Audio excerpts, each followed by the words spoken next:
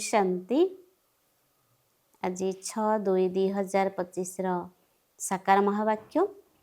मधुर संतान माने पुराणा दुनियार कंटा गुड़ी को नुआ दुनियार फूलरे परिणत करिबा एहा हेउछि तुम भली दक्ष माली मानकर काम।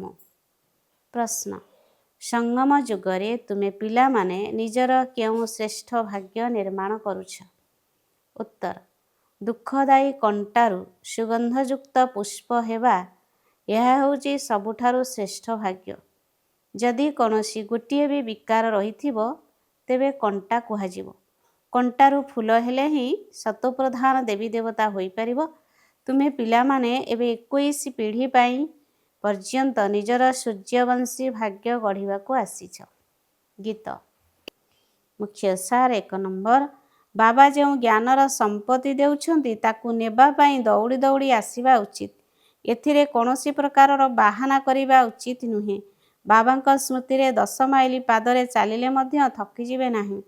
2 नंबर, विजयमालारे आसीबार आधार हेउछि पाठपढ़ा। तेणु पाठपढ़ा उपरे पूरा ध्यान देबाकू पड़िबो। कंटाकू फूल करिबार सेवा करिबाकू पड़िबो। मिठा घर एवं राजधानी को मने पकाइबाकू हेबो। आजिर वरदान, संगम जुगर महत्व को जानी गोटिएर अगणित थर फल प्राप्ति करुथिबा सर्वप्राप्ति संपन्न भव। संगम जुगरे बापदादांकर प्रतिश्रुति हेला गोटिए देई लक्ष्य निय।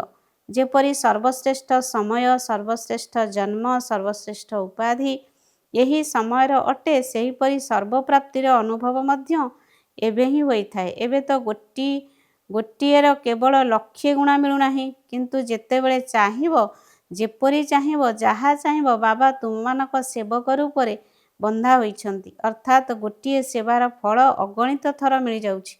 काहेकि ना वर्तमान समय बरदाता ही तुमर अटंती। जेबे कि बीज ही तुम हातरे अछंती, तेणु बीज द्वारा जहा चाहिबो ताहा गोटिए सेकेंड भितरे प्राप्त करी सर्वप्राप्ति संपन्न होई परिबो। स्लोगान, परिस्थिति जेपरि होना काहेकि परिस्थिति हटि जाऊ, किंतु तुमर खुशी न जाऊ। ओम शांति।